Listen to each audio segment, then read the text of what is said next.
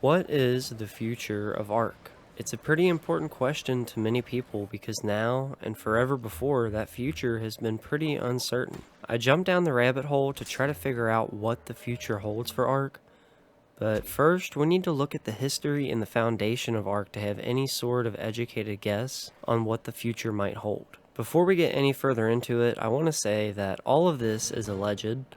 I'm not saying that any of this is a fact. This video and this information is for entertainment purposes only.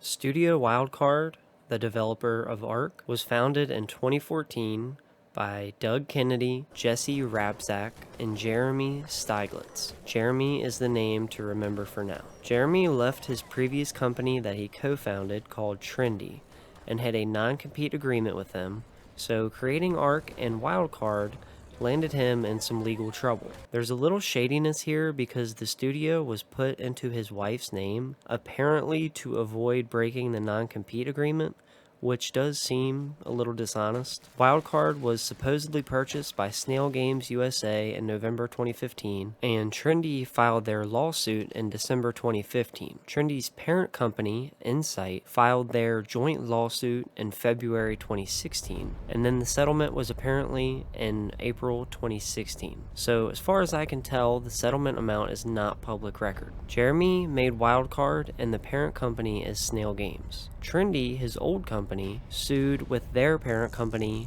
Insight, and Insight is who the settlement was paid out to. The reason I bring this up is to add some context as to why maybe Wildcard allowed themselves to be bought by Snail Games in the first place. When I first learned about Wildcard apparently selling out, I was really disappointed, and it seemed like an obviously terrible decision. But after I learned more about it, even though I still think it's a terrible situation and decision in hindsight, I can at least see why maybe they thought it was a good idea at the time to sell to a bigger company so they didn't lose their studio altogether. So the best scenario, the case is settled and now Studio Wildcard has more funding through a parent company while they can still maintain creative freedom. That would be the best case situation, but that is definitely not what happened. It seems that Wildcard was in between a rock and a hard place and had to take a pretty terrible deal with Snail to prevent being destroyed altogether. Whatever contract they had together was renewed for Ark in December 2022 and October 2023. I can't find any specific information on whether or not anything in that contract was changed,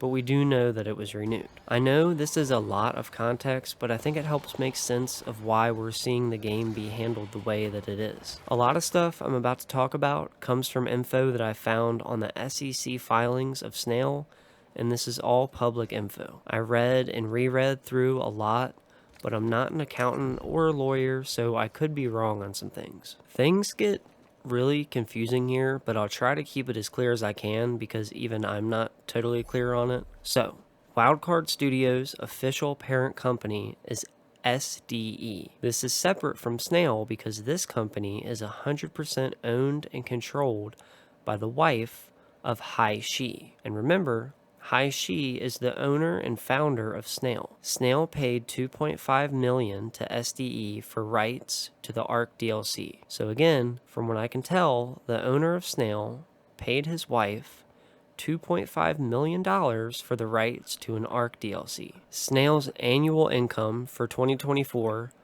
was reportedly $84.5 million, and Ark reportedly accounted for over 85% of the net revenue of Snail as a whole. I think this says a lot.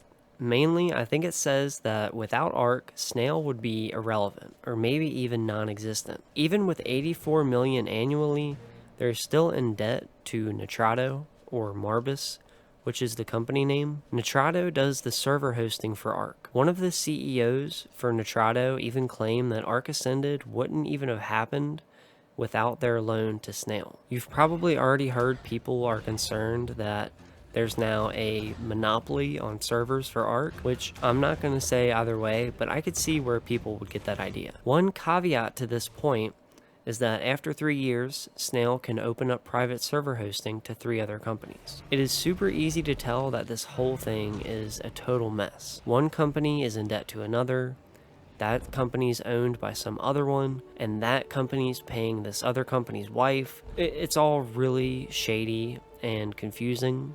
The whole structure looks like it does not rely on talent or performance or creativity or even results, just money and position. Another really interesting section that I found in the SEC filings were the risk factors that they lay out for its investors. Some of the ones that jumped out to me were saying that the management lacks the experience in a public company, and this could result in damage to the company. You could twist this different ways, but to me, this says, hey, we're a great company and you should totally invest, but just to clarify, we don't really know what we're doing. My interpretation could be a stretch, but that's what I get from it. Another risk factor they stated is that their founder and CEO and CSO and chairman, which is Shi, controls the company and owns the common stock. And this means that no other stockholders can influence significant decisions, and every decision with any importance pretty much comes down to one person. There are pretty much infinite things you could compare this to,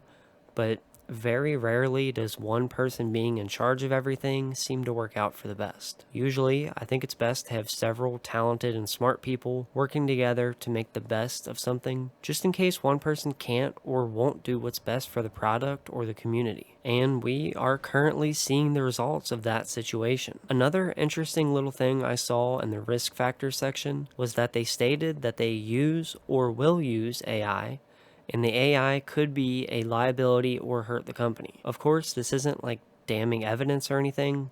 I'm sure most big companies use AI one way or another. I just thought it was interesting, and I'm curious to know what exactly, if anything, they use AI for. I couldn't find a lot out there as far as reviews for Snail as a company, but I did see several pretty bad reviews on a website of employees that apparently or allegedly worked for Snail at some point. Some of the claims in these reviews were sexism, racism, nepotism, favoritism, no bonuses, poor work environment. One apparent former employee even alleged that they were told not to look any upper management in the eye. I thought that was pretty wild. That's all alleged, so definitely take it with a grain of salt. There's no way to prove any of those claims, but someone out there stated this. Now, with all that context, hopefully things start to make a little sense. Wildcard was no angel from the beginning, but it's pretty undeniable that they had passion and put it into something special,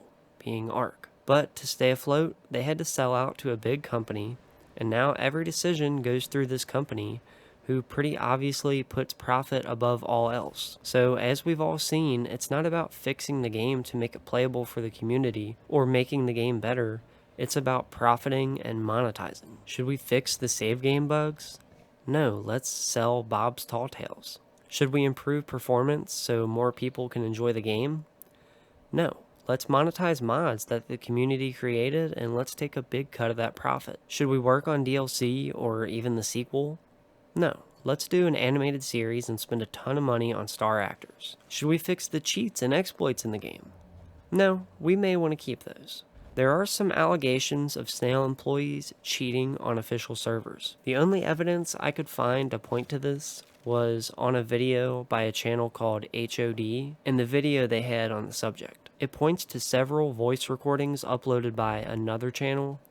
These recordings apparently being from Snail Games founder Shi and Peter Kang, COO and director. There is no evidence to confirm this, but apparently there are some logs from PvP servers that back these claims, and people have done some comparisons of the voices in their voice recordings and interviews from the people. So I'm not totally sure, and we can really only speculate. If you want more info on that specific issue, check out HOD's video. I want to make it clear that the only reason I even made this video was because I love Ark. It's a great game and there really is nothing else like it. There's just a massive amount of problems inside and out of the game, the company, the parent company, and everything in between. If I'm being totally realistic, Ark's future looks pretty bleak. With Snail's hold over wildcard being renewed recently, and Snail showing no sign of improving things, things don't look good. and we can really only hope for a change at some point. I really appreciate you watching the video. I know opinions are pretty heated on this topic. I would really love some of the community's opinions on this, so let me know in the comments what you think. If you enjoyed the video, leaving me a like really helps out my channel, and if you want to see more from me, subscribe. I post once every other week on Sunday, so I'll never clog up your feed. I hope you have a good one. Peace out.